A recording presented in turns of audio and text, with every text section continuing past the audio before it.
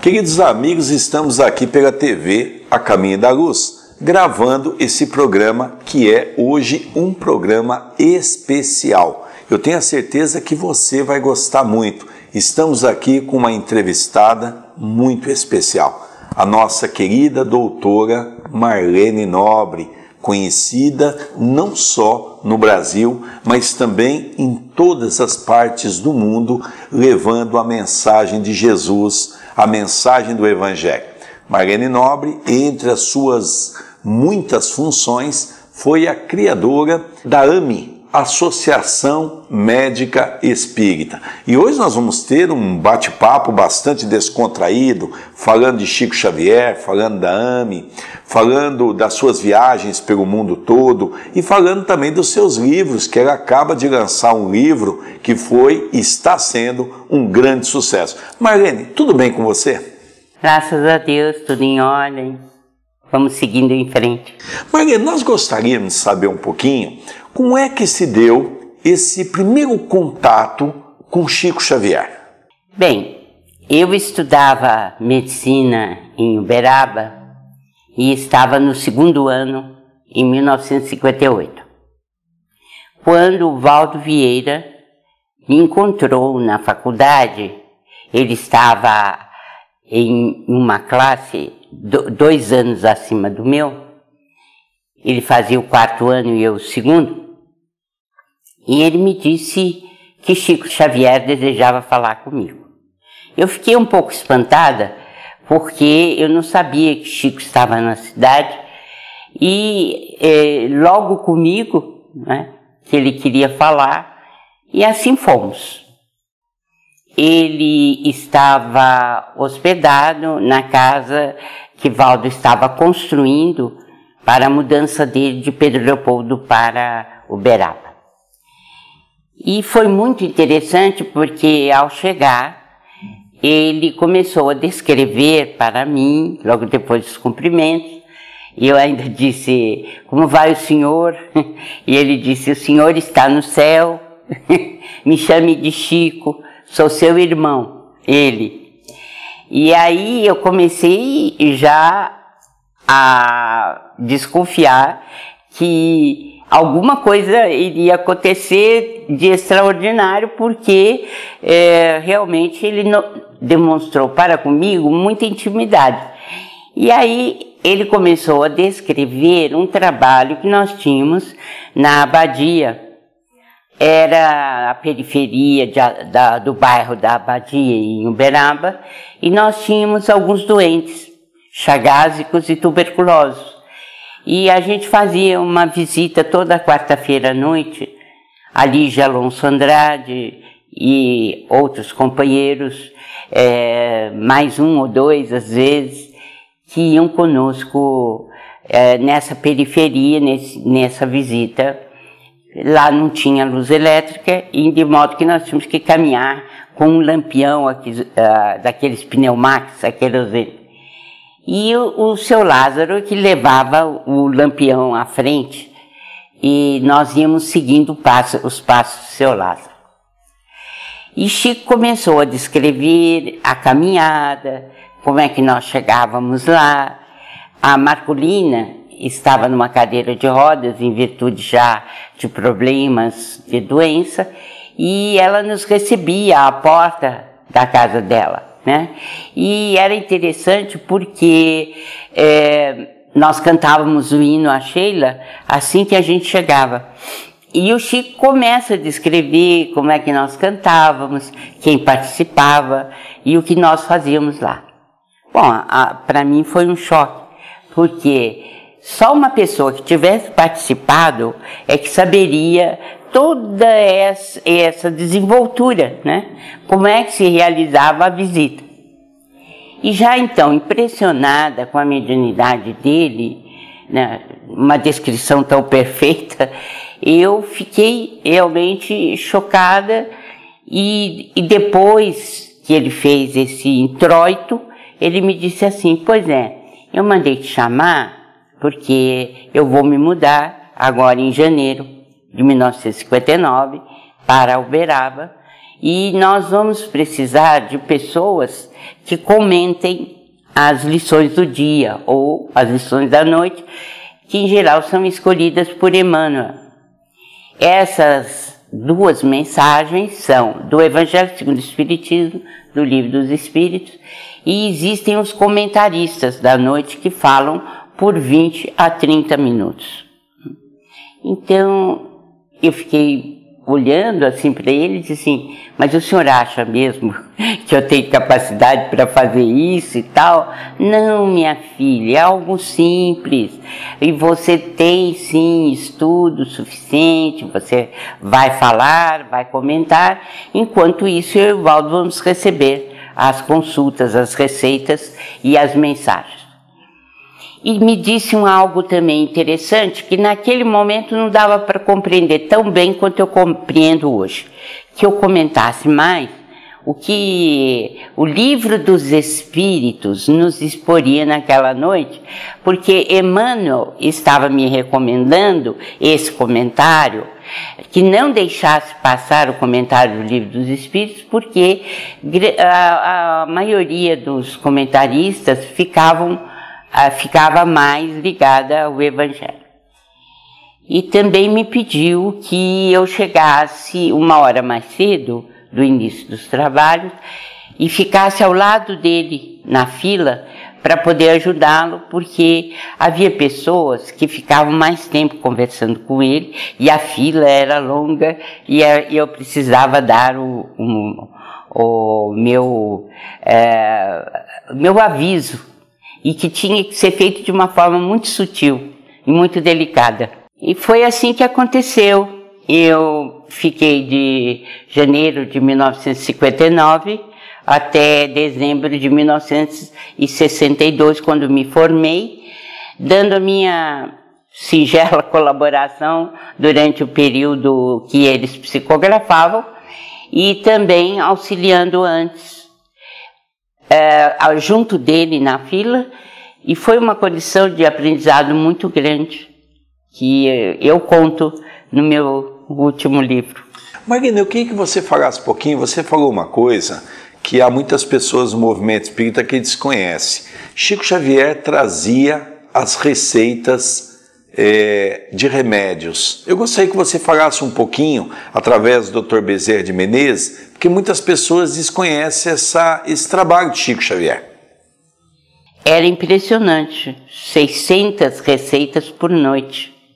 Quer dizer, eu jamais vi nenhum médium psicógrafo fazer algo semelhante. E segundo a descrição do André Luiz Nos Domínios da Mediunidade, era colocado um espelho que tinha a finalidade de projetar como se fosse uma televisão. E nesse espelho era lançado o perispírito da pessoa que estava pedindo a receita. A pessoa podia ser encarnada ou desencarnada. E os espíritos eram uma equipe muito bem aparelhada que dava o receituário. E o chefe dessa equipe era o Dr. Bezerra de Menezes, para o receituário. E como era vertiginosa, não tem outra palavra, a psicografia do Chico, quem vê, assim, os filmes daquela época fica impressionado, né?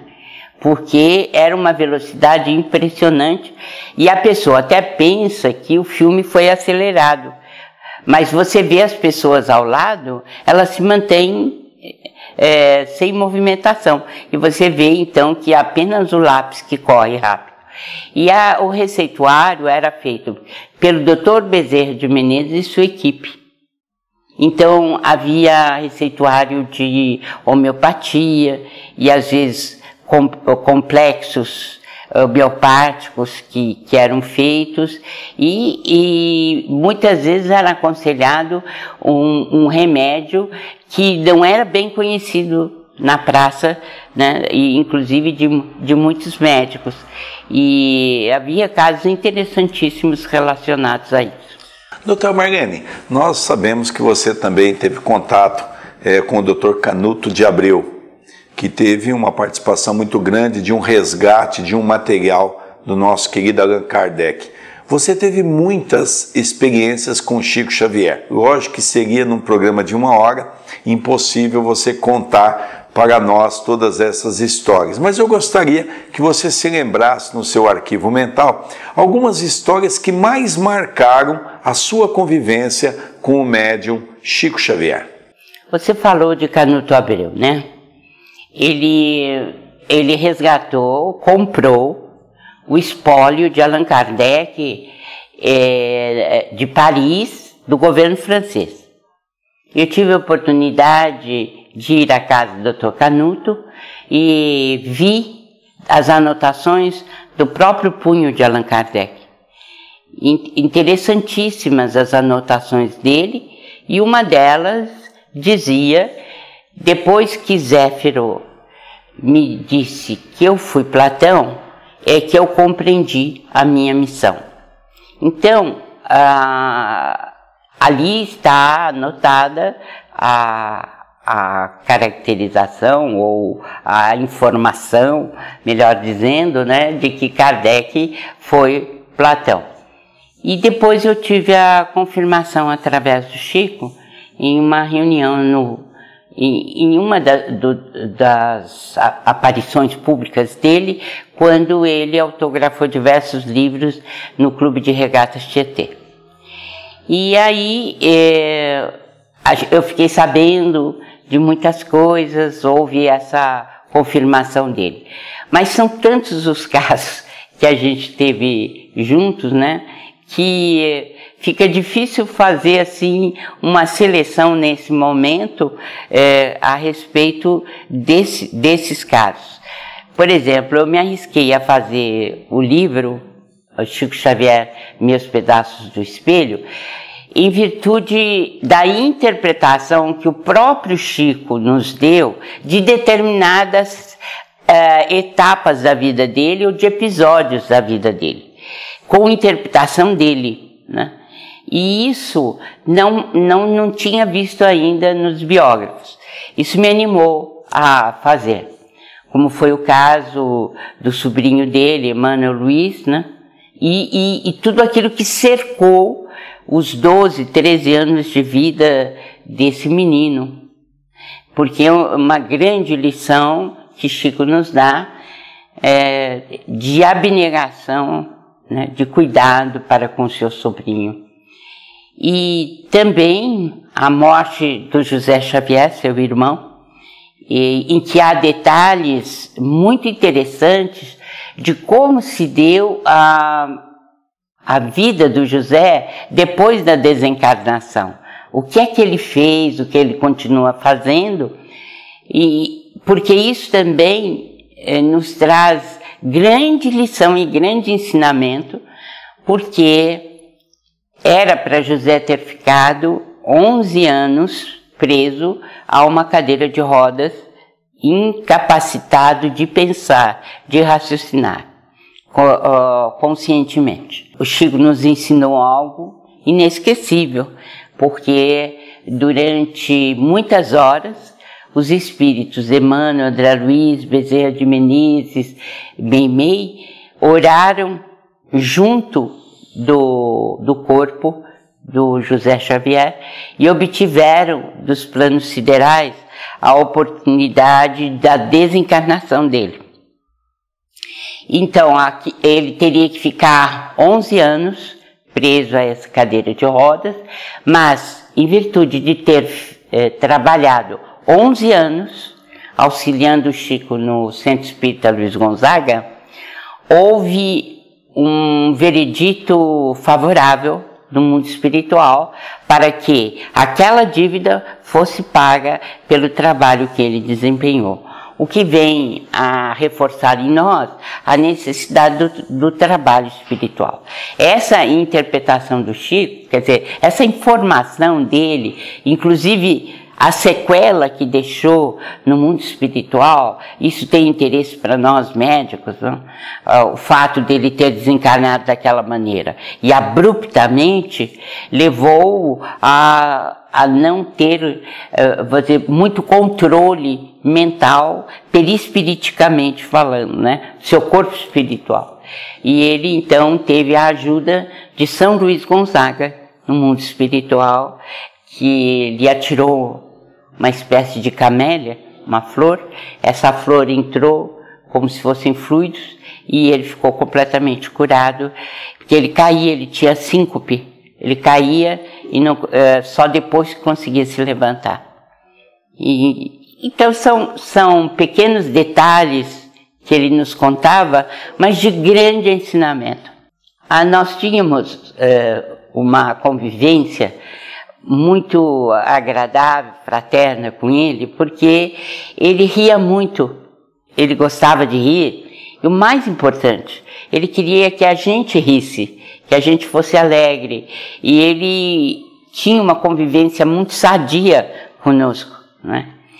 E ele contava piadas, por incrível que pareça, e era muito criativo e muito engraçado. Uma delas foi o seguinte: um senhor, ele trabalhava no circo, e ele tinha, assim, uns números especiais.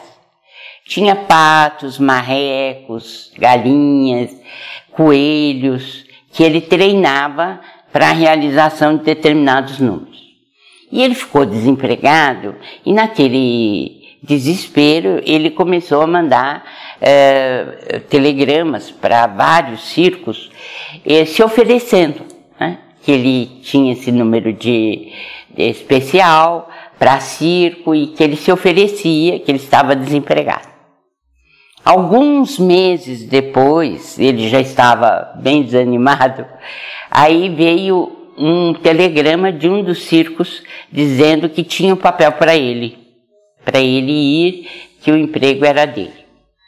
E aí, quando ele recebeu o telegrama, ele respondeu: impossível, comi todo o elenco.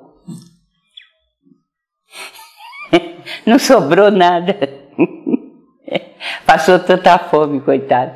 E assim também, às vezes chegava um dos nossos irmãos já com os efeitos do álcool, né?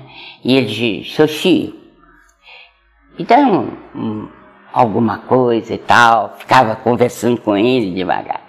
Aí ele ia devagarinho, botava a mão no bolso assim, tirava alguma coisa e dava para ele. Aí ele virava para a gente, depois que ele saía, e falava assim: assim ele vai dormir mais depressa. A gente não tinha pensado nisso, né? Mas já que ele está nessa situação, é como o Caio Bachuti dizia: não sei se é para comer ou se é para beber, eu dou, né? Então, Chico tem mais essa nuance interessante, né? O caso dele com os animais, por exemplo, muitos desses casos são hilariantes e nos dava também essa noção de inocência dele, né? Chico tinha tal pureza que as atitudes dele eram sempre assim, de cordialidade, de gentileza, e você percebia isso nas mínimas coisas que ele fazia. Por exemplo, quando o seu Agnello ia jogar firmicida tatu, né, nas saúvas, porque elas estavam comendo todas as roseiras do Chico e um formigueiro estava enorme. E aí o Chico ficou sabendo que iam atirar veneno. Aí ele se abaixou bem, baixou o máximo que ele pôde, e aí começou a falar com elas, com as formigas. Oh, minhas filhas, vai vir uma tempestade em cima de vocês. Eles vão jogar aqui no buraco. Vocês vão morrer todas. Aí, e dizia: vocês precisam arrumar outro lugar. aqui não dá para ficar. E aí ele foi fazendo isso várias vezes na semana antes que o formicida viesse. Aí, quando o Agnello trouxe o formicida, não tinha uma formiga do formigueiro. Essas histórias são as histórias de Chico Xavier, que tanto nos encanta pela sua simplicidade, né, Marlene? Muito grande. Doutora Marlene, a senhora talvez seria uma das pessoas ideais para responder e para falarmos um pouquinho desse tema tão palpitante que é a obra de Chico Xavier, que ele traz para todos nós falando de André Luiz. Nós sabemos que a obra de André Luiz, no seu início, foi mal compreendida até mesmo pelo movimento espírita, mas hoje é uma obra que tem servido de alavanca até para auxiliar o nosso movimento científico. Eu gostaria que você, como presidente da AME, uma das entidades mais respeitadas aqui no Brasil, com um trabalho magnífico, com grandes médicos aí, ombreando nessa caminhada espírita cristã, eu gostaria que você falasse um pouco sobre isto. Realmente nós estamos muito felizes, porque muitas das informações que constam da coleção André Luiz, a coletânea dele, estão agora sendo confirmadas pela ciência. Muitas demoraram 15 anos, outras 20 e outras 50 anos, mas estão sendo confirmadas pelos cientistas que não são espíritas, evidentemente, e não conhecem nada de André Luiz. A última publicação foi na Neuroendocrinology Letters, que é uma revista indexada da Suécia, que publicou tudo aquilo que André Luiz disse sobre a pineal a partir de 1945, com o cotejamento do que os cientistas descobriram desde 1945 até 2013. Foi feita uma correlação e o que se constatou na pesquisa científica e que existe na informação do André Luiz foi colocada passo a passo. Isso só nos enche de alegria, porque nós estávamos sabendo, nós tínhamos essa riqueza de informação, mas o público, o grande público, ou principalmente aquele que nós estamos falando, a parte científica não tinha conhecimento disso, né? Então nós podemos dizer que André Luiz e Chico Xavier já estão na academia, por esse trabalho e por outros que estão sendo feitos e que provavelmente ao longo do tempo vão ser publicados. Nós estamos fazendo especificamente esse estudo, esse cotejamento.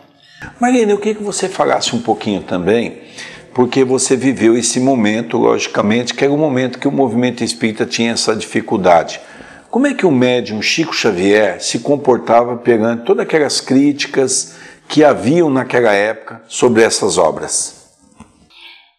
Ele enfrentou da mesma maneira como o fez quando defrontado pela crítica feroz em relação à própria vida dele.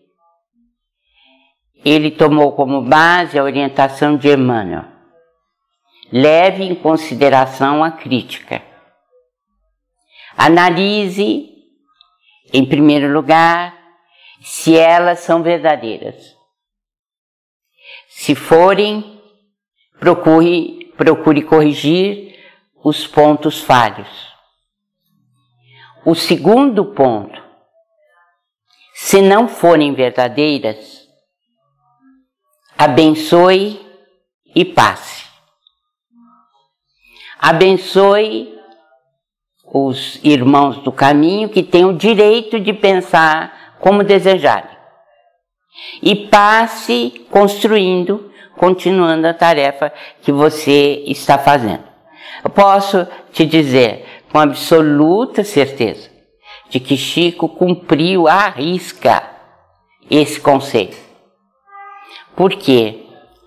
Porque se foi alguém que foi apedrejado, assim, de uma forma bastante cruel até, foi o Chico.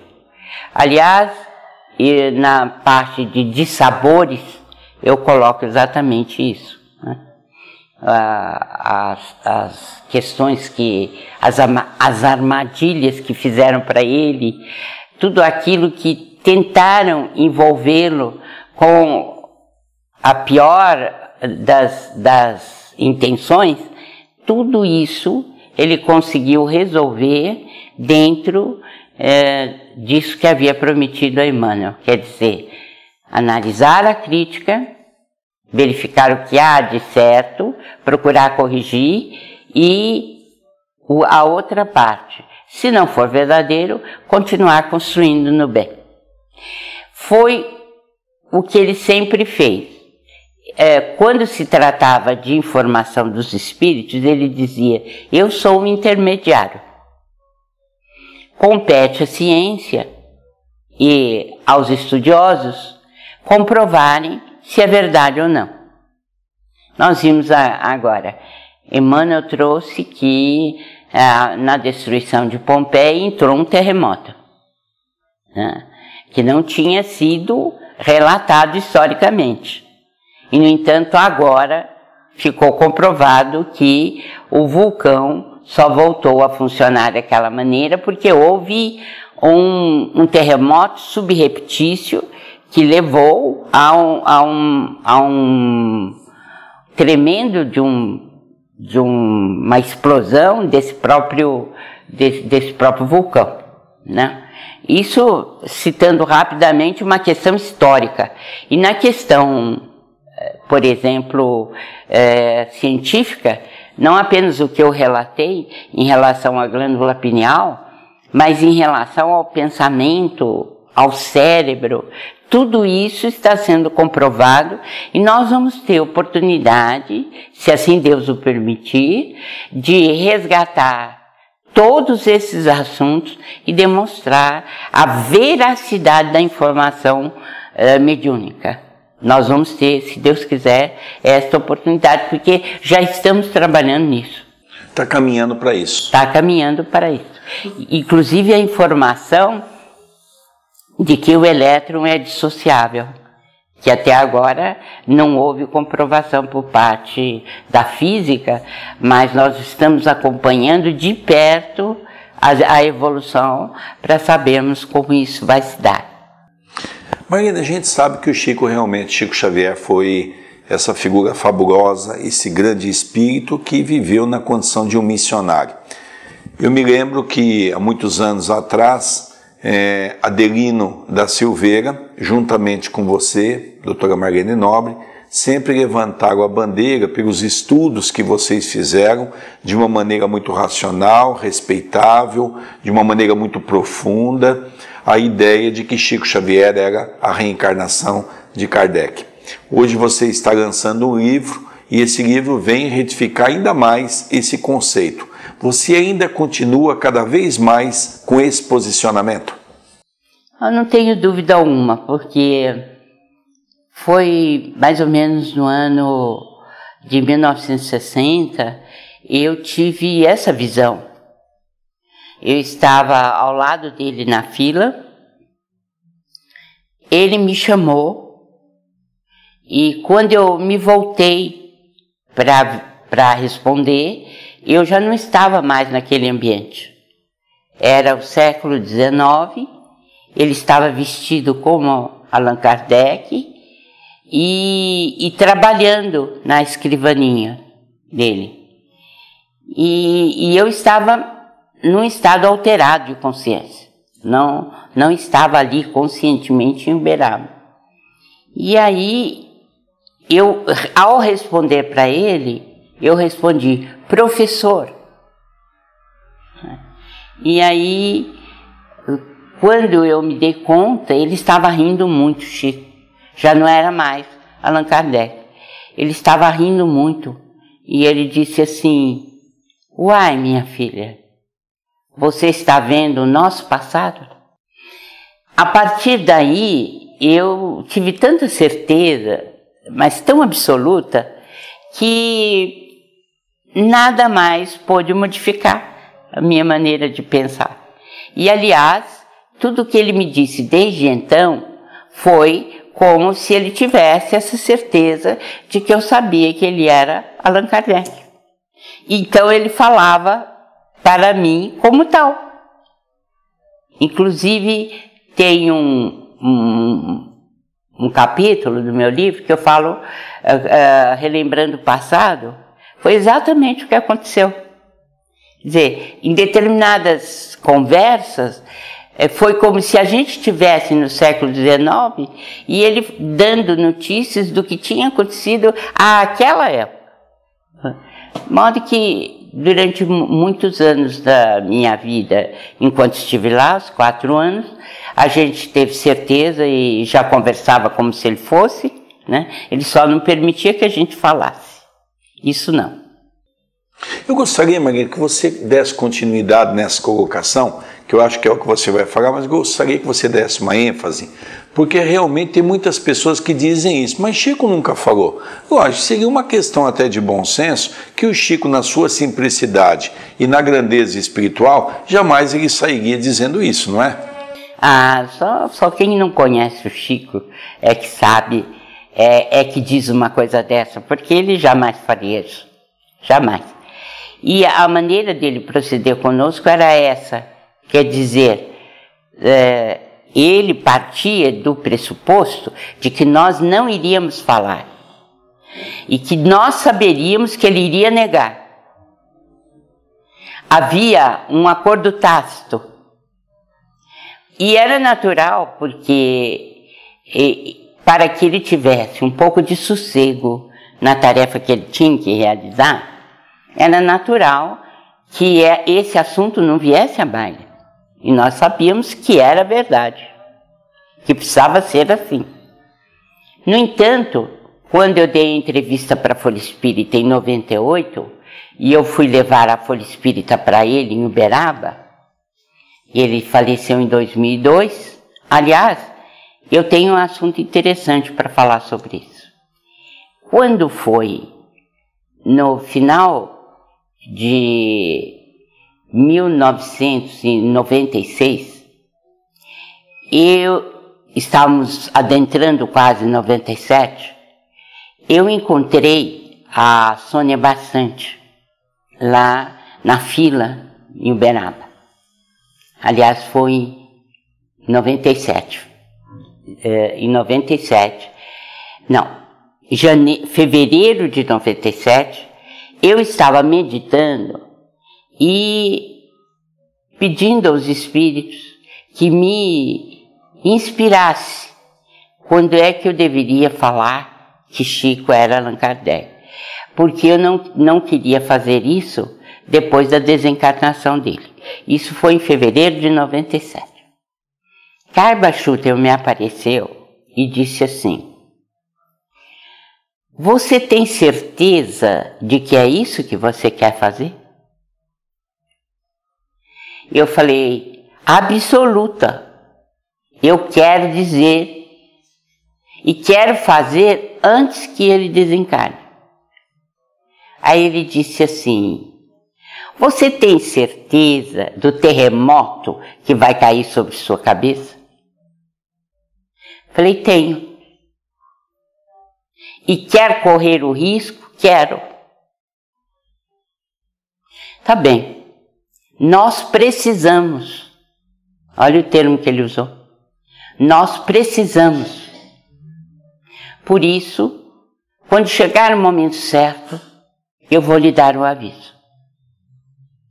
Aí era fevereiro de 97. Em dezembro de 97, eu estava na Comunhão Espírita Cristã, no Grupo Espírita da Prece, desculpe, e aí ia me despedir de Chico, porque, por incrível que pareça, depois de 5, 6 anos sem comparecer, era a primeira vez que ele estava voltando ao Grupo Espírita da Prece.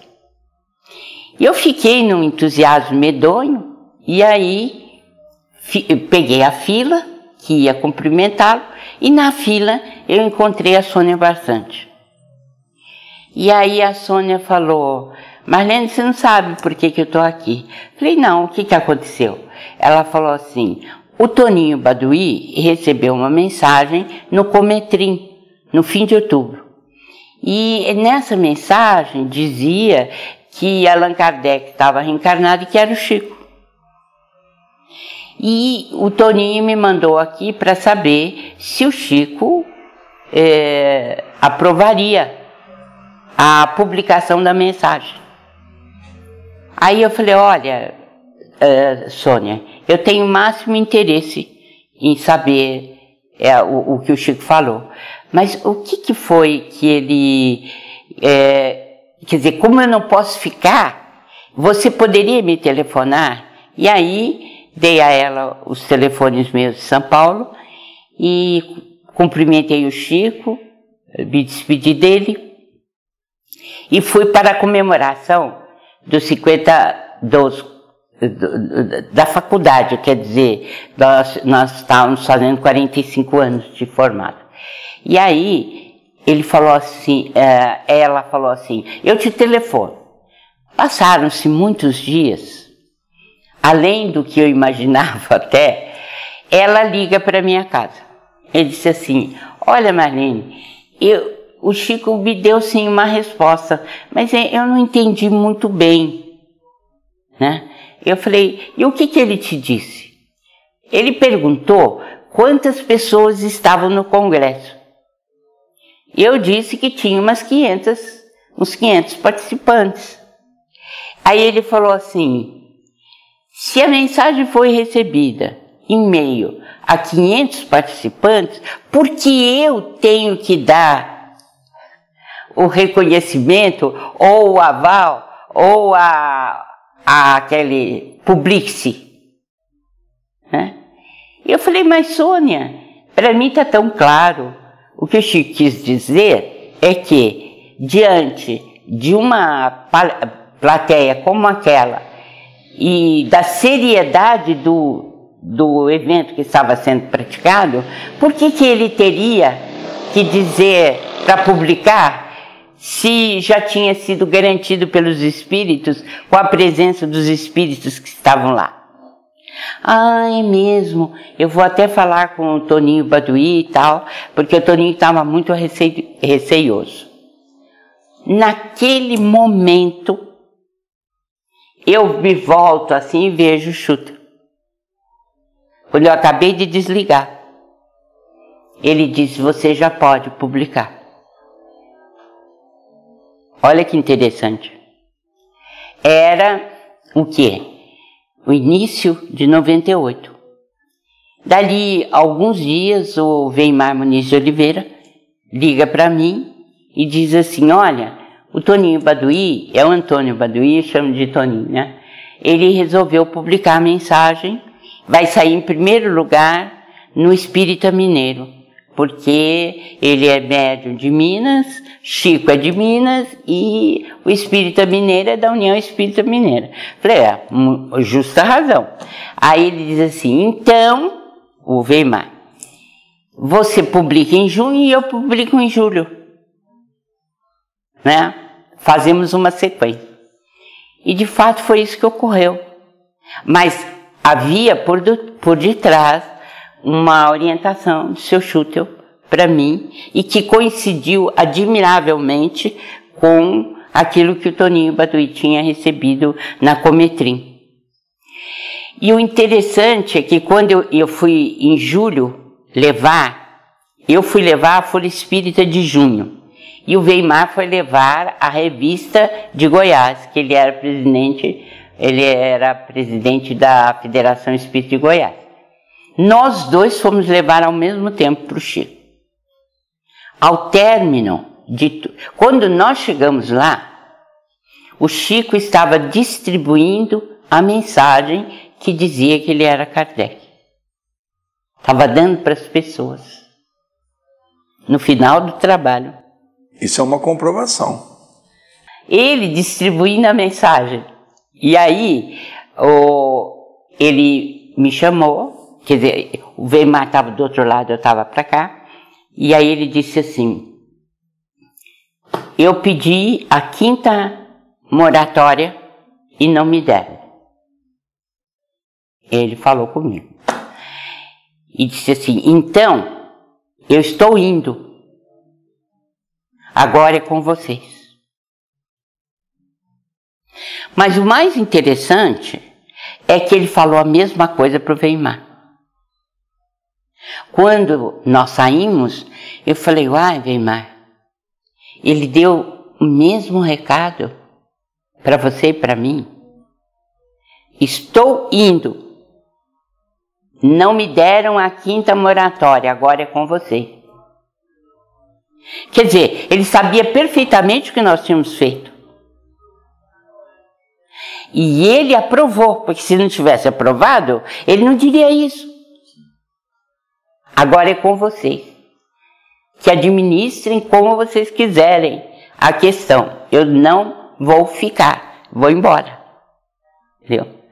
De modo que, sabe, são tantas as certezas, são tantas as maravilhas que a gente ouviu do Chico, informações admiráveis da época do Kardec, tudo quanto ele nos disse a respeito da codificação. O fato de ter falado, por exemplo, para o Geraldinho, né, que desde os 5 anos o Evangelho segundo o Espiritismo estava inteirinho na cabeça dele. Quer dizer, para mim, né, não existe dúvida, mas é como eu digo no livro, eu não tenho nenhuma vocação para guerrilha, nem para confronto, e nem para ser chefe de nenhuma torcida. A pessoa é livre, pensa como que é. Agora, uma coisa eu reivindico. O meu direito de dizer. Isso eu reivindico. Porque a pessoa não pode me cercear. Uma coisa interessante. Tentaram, mas não conseguiram. Uma coisa interessante, doutora Marlene, que eu acho que uma das coisas que a gente aprende no movimento espírita e que infelizmente é pouco respeitado, é exatamente nós respeitarmos a opinião do outro. Agora, por outro lado também, doutor Marlene, nós não podemos esquecer que o espírito de verdade não iria cometer um erro gritante quando ele, naquela conversa com Allan Kardec, diz que no final do século ou no começo do século seguinte ele voltaria para dar continuidade na obra. Quem deu a continuidade à obra de Kardec? É isso que a gente pergunta, né? E as respostas são as mais esdrúxulas possíveis. Até teve uma liderança que disse assim, não, ele já foi para Marte, ele não está na Terra. Meu Deus, é tanta coisa que a gente ouve, né? Marlene, você teve muita perseguição? Por causa disso? Sim. Espiritual e materialmente falando. Mas como disse o Schutel, era um terremoto. Alguém tinha que assumir essa bandeira. E quem assumisse sabia que ia ter muita dificuldade. O Schutel fala pouco. E ele resumiu bem. Nós precisamos. Então estava na hora. Sim. E essa certeza, sabe, é que me sustentou o tempo inteiro. A certeza de que estava na hora de nós pleitearmos essa maravilha que é a reencarnação de Allan Kardec, 200 anos certinhos. Porque, se você fizer a conta, ele nasceu dia 3 de outubro de 1804 e faleceu dia 30 de junho de 2002. Se você fizer as contas, para 200 anos, faltam 1 ano e 8 meses. Mas não faltam, porque o plano espiritual considerou as 2 gravidezes, 9 meses cada uma. Deu 200 anos certinho. Foi um campeão em todo sentido, nosso campeão espiritual, porque em 200 anos, 2 tarefas admiráveis e que vieram contribuir enormemente para que a gente tenha segurança e fundamento para atravessar esses momentos tão difíceis que nós estamos vivendo. Doutor Marlene, nós tivemos também um outro momento muito interessante envolvendo Chico Xavier e envolvendo você e o nosso querido Freitas Nobre, que foi o Pinga Fogo, que foi um marco para a televisão brasileira e também foi um programa que o Chico ali deixou mensagens que no primeiro momento poucos vieram a entender e que hoje também está sendo estudado de uma maneira muito profunda. Você participou daquele programa, eu gostaria que você colocasse as emoções que você sentiu naquele momento de tantas revelações que o Chico estava a dizer. Realmente, houve um divisor de águas, antes e depois do Pinga Fogo. E isso é inegável, e ele se tornou uma figura de mídia da grande massa, né?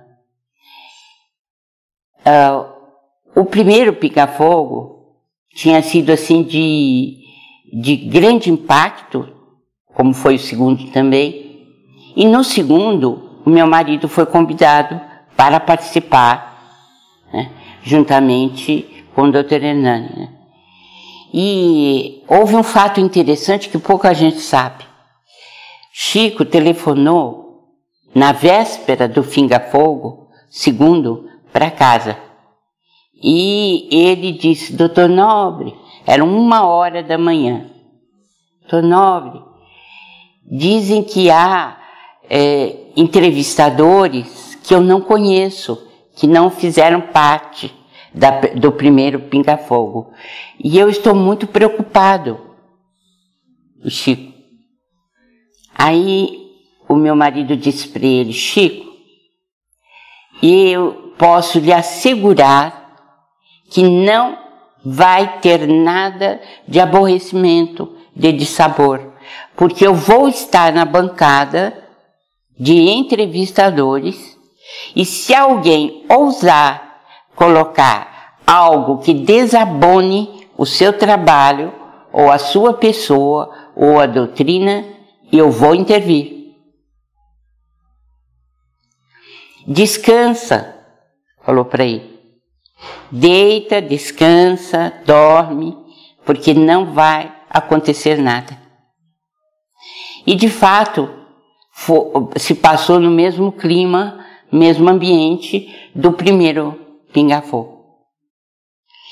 E o interessante é que no primeiro Pinga Fogo, o espírito, né, Ciro Costa, quando falou no segundo milênio, né, ele fala na transição, estala a transição. Então, a gente percebe que o Pinga Fogo foi como que se fosse o start da transição. O ponto, o auge da transição. O ponto de corte da transição. Leia de novo Ciro Costa. Você vai ver a perfeição do verso do soneto. Porque ele diz, estala a transição e faz uma comparação com as transições anteriores, né? E que ele tinha já abordado quando em vida.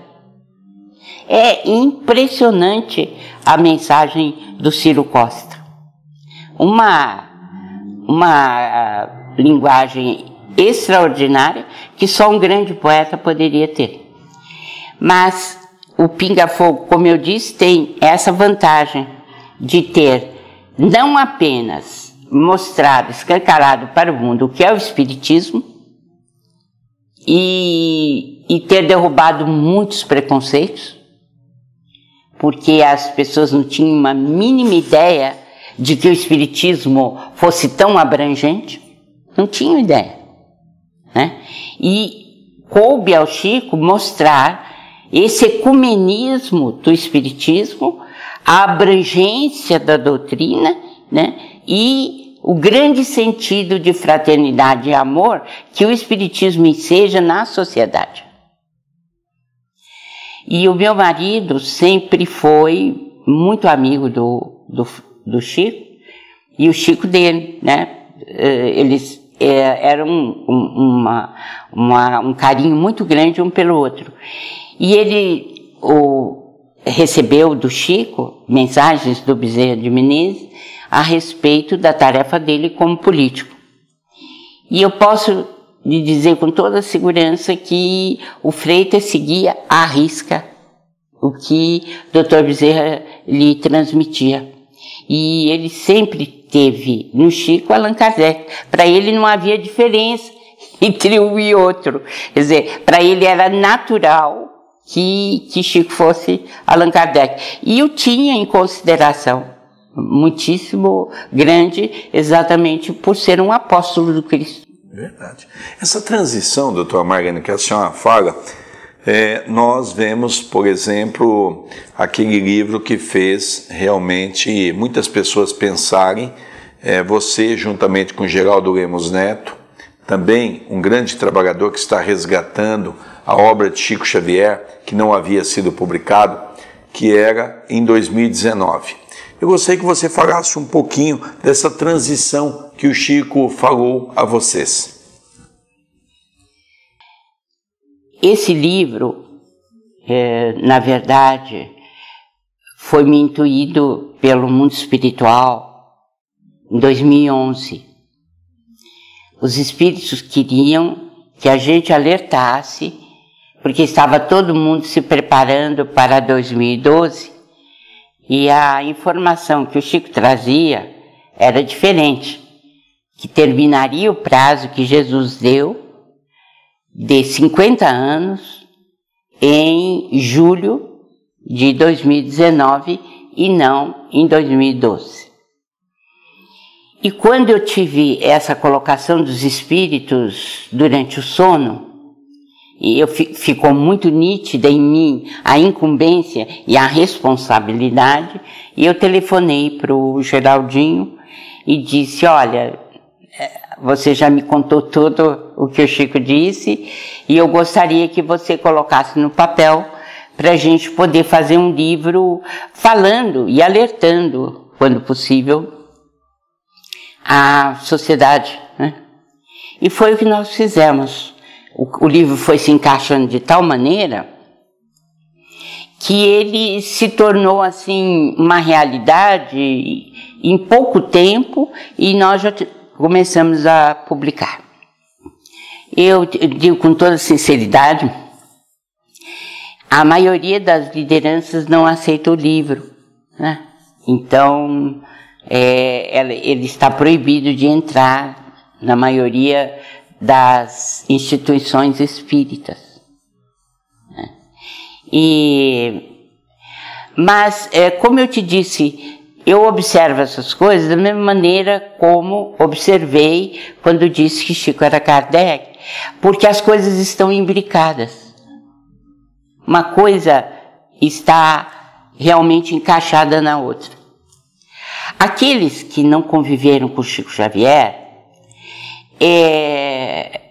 têm uma ideia muito diferente da gente que conviveu, porque aquela simplicidade, a humildade dele e a profundidade do conhecimento dele, ele não assistia televisão, no entanto ele sabia tudo o que acontecia no mundo e tinha uma ideia de profundidade histórica assim que raramente eu vi em algum lugar.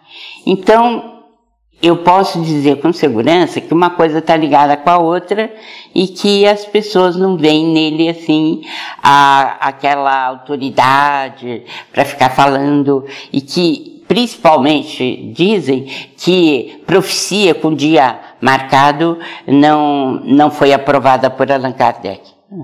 E quando não é nada disso, o dia, o prazo que foi dado, foi um prazo dado, perfeitamente compatível com a organização no mundo espiritual. perfeitamente compatível, porque eles não podem deixar à solta o calendário, eles têm que seguir o calendário. Nós estamos recebendo 20 anos a mais, porque tudo era para acontecer no ano 2000. Nós estamos recebendo uma moratória muito grande, né? Como nação, como nações, como planeta, enfim. O que é essencial, na minha opinião, é a gratidão que o espírita tem que ter por ter sido alertado por Allan Kardec nos capítulos 17 e 18 de A Gênese e durante as comunicações do Evangelho segundo o Espiritismo, que lá está bem claro que a transformação vai se dar, né? Eu disse a gratidão que nós temos de ter por essas informações e trabalhar com todo o nosso empenho para exercitar o nosso cristianismo, aquilo que nós trazemos dentro de nós, para contribuir em favor da paz. Isso, eu acho que nós, mesmo que não concordemos com o livro, mas nós temos que nos empenharmos cada vez mais na construção da paz do mundo. Isso é essencial, não é? E tempo virá, e não está longe, em que nós temos que dar o testemunho diante do sofrimento enorme de tudo aquilo que nós recebemos. A finalidade do livro é essa. Doutora Margarine, é uma coisa interessante. Eu vejo assim você dizer, eu sem sombra de dúvida não tenho, sempre pensei dessa maneira, tenho acompanhado o seu trabalho. Acho que você não vai gostar muito do que eu vou dizer, mas eu tenho você como uma das grandes líderes do movimento espírita aqui no Brasil. Eu me sinto muito pequena para isso.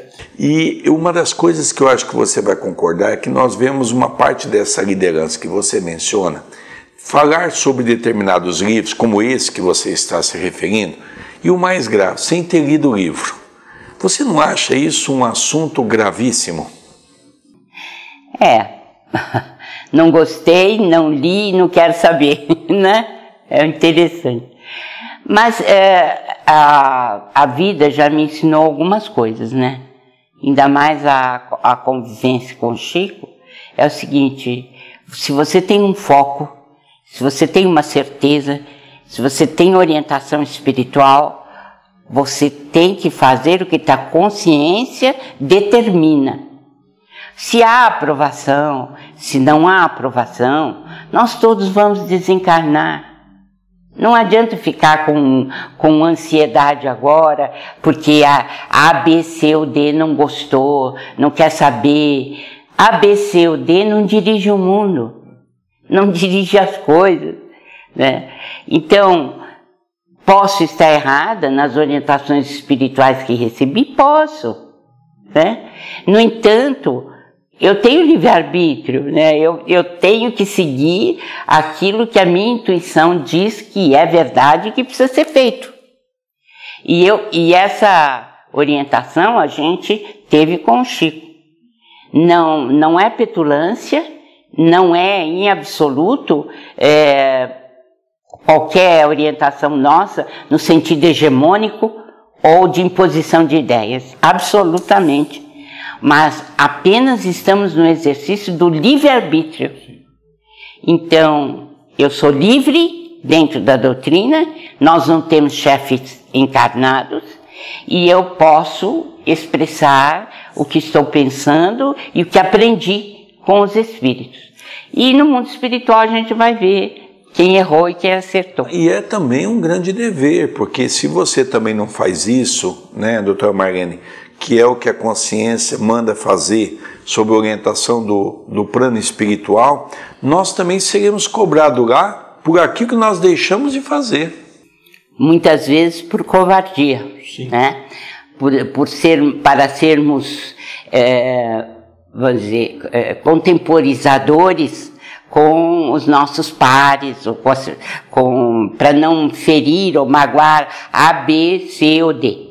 Mas nós não estamos aqui para ferir nem magoar ninguém. Estamos apenas e tão somente no exercício do livre-arbítrio e levando o conhecimento de acordo com o que recebemos da espiritualidade. nosso sentido de vida é sempre de acatar o que os companheiros dizem, embora a gente não concorde. Sim, é o respeito mútuo, que é aquilo que Paulo já dizia, verificais tudo e retendes o bem. Não é? Então nós temos que...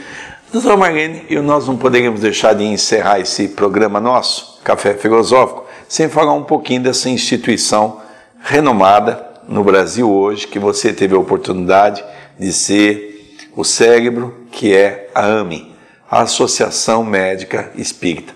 Eu gostaria de falar um pouco sobre isso e depois que você falasse um pouquinho desse livro, que já está sendo um sucesso, mas eu gostaria que você falasse um pouquinho qual o seu sentimento hoje, vendo 20 anos se caminhar, a AME cada vez mais forte, tomando vultos. Estive em Portugal no meio do ano e pude presenciar vários núcleos da AME em Portugal. Tive a oportunidade de estar com alguns médicos lá. Eu queria que você falasse um pouquinho qual o sentimento que você tem essa sementinha que você plantou e hoje você está vendo germinar.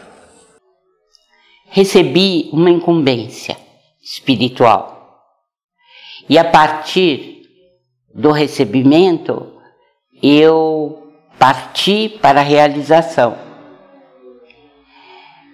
Isto aconteceu 15 dias mais ou menos depois que meu marido faleceu. Foi dia 19 de novembro de 1990. Ele desencarnou. Mais ou menos 15 dias depois eu estava fazendo a folha espírita na minha casa, que o Freitas tinha deixado sob minha responsabilidade, quando às 2 horas da manhã o Dr. Bezerra de Menezes me apareceu e disse: minha filha, trago incumbência para você. Eu sei que o seu coração está amarfanhado de dor, mas eu lhe trago trabalho, e o trabalho sempre amenizará as dores do coração.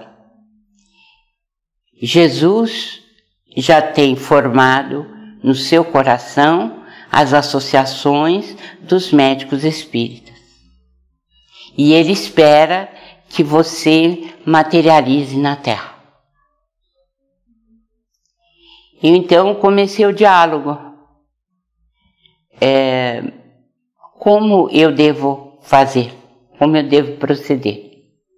Primeiramente, disse ele, fazendo um evento em maio do ano que vem. Nós estávamos em 90 e nesse evento você chame todos os médicos espíritas conhecidos e que queiram vir. Não se preocupe, porque eu vou estar lá. Vou fazer sentir a minha presença e nós vamos iniciar a formação de associações. E depois virá, como decorrência natural, a Associação Médico Espírita do Brasil.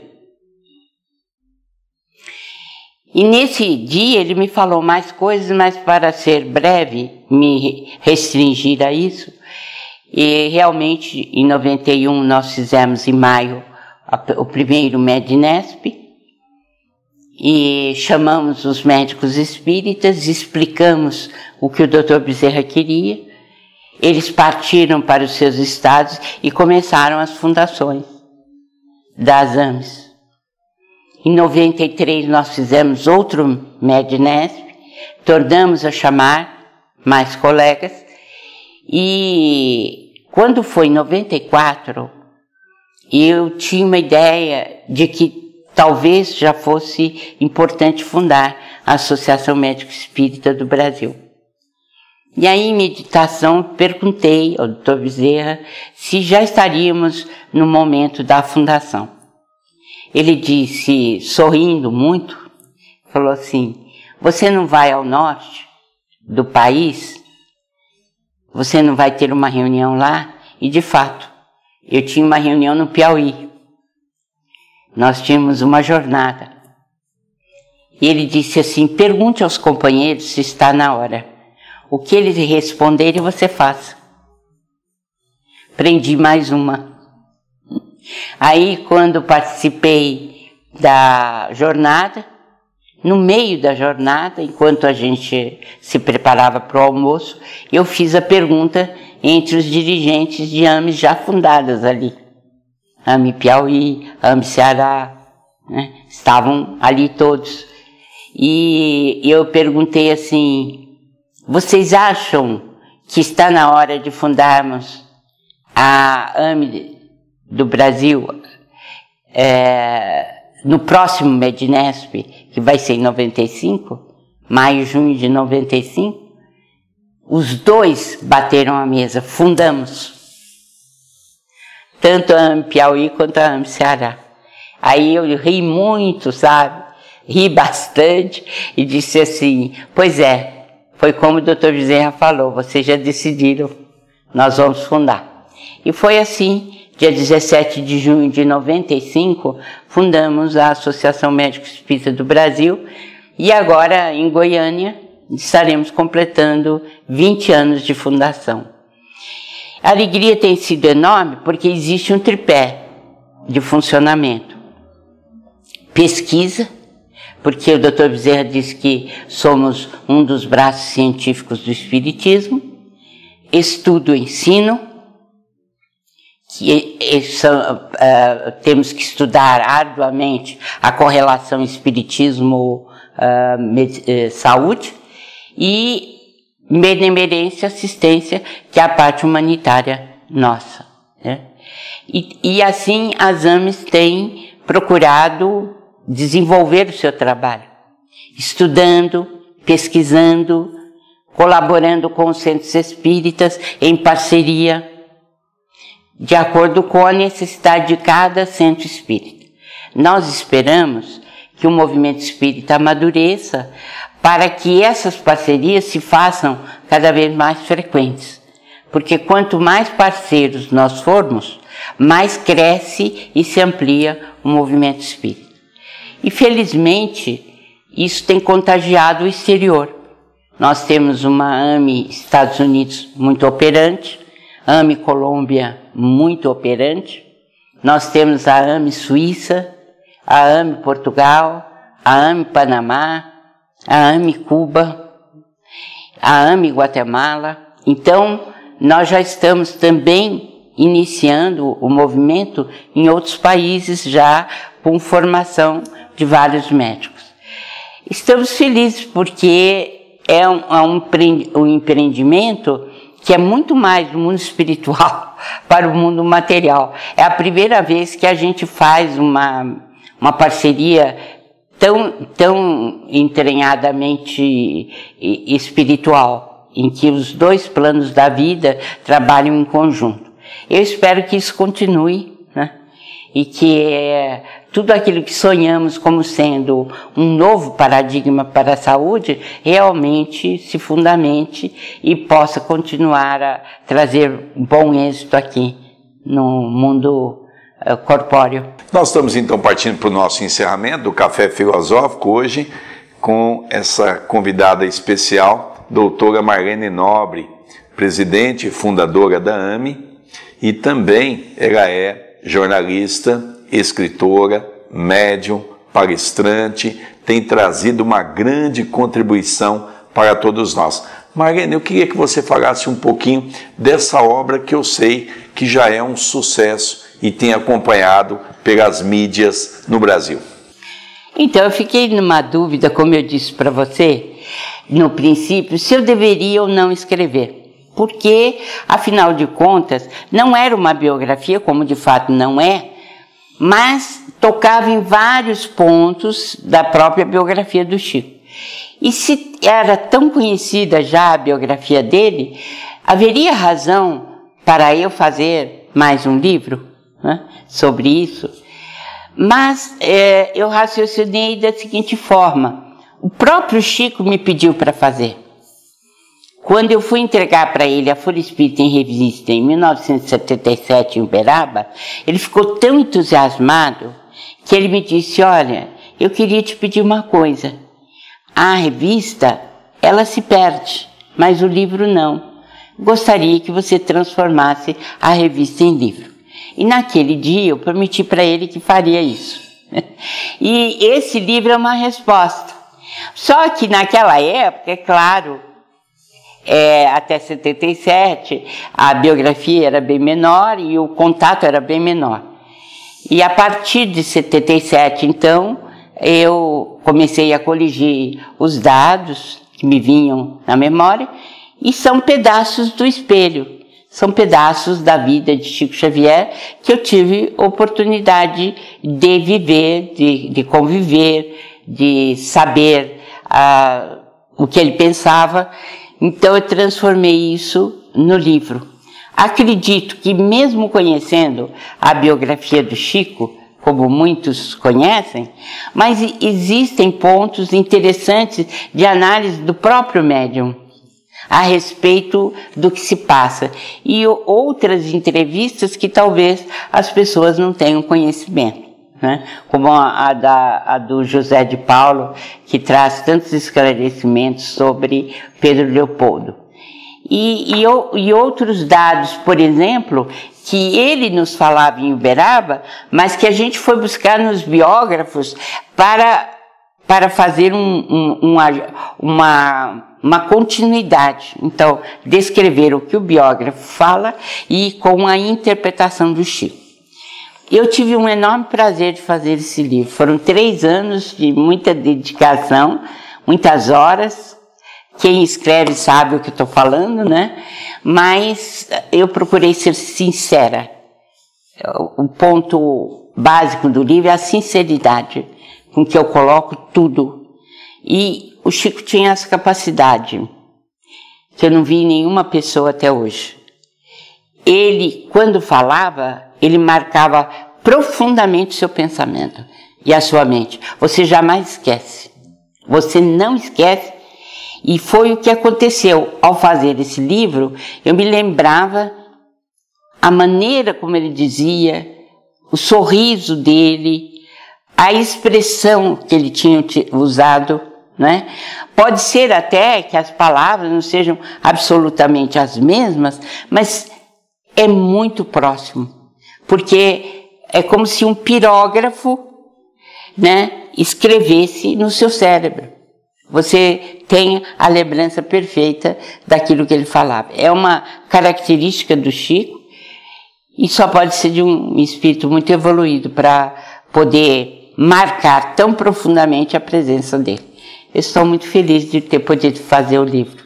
Foram 44 anos de convivência. E vale a pena você adquirir esse livro, porque você vai estar também estudando uma parte dessa convivência, porque falar de Chico Xavier é uma coisa, viver com Chico Xavier é outra coisa. Foi muito diferente. Doutora Marlene, eu gostaria de te agradecer esse carinho que você nos recebeu na sua casa. Sentimos aqui a presença dos amigos espirituais do nosso Caibar.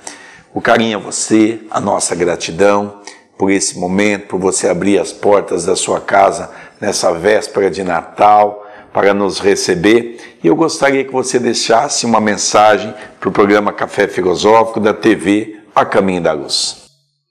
Meus amigos, meus irmãos, eu tive imenso prazer de estar na companhia de todos vocês.